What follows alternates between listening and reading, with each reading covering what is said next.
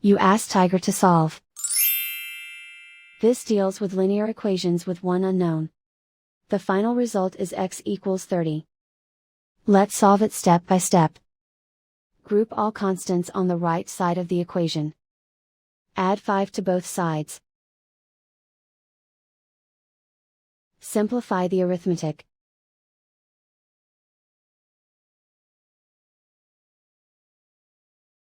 Isolate the x. Multiply both sides by 5. Group like terms. Multiply the coefficients.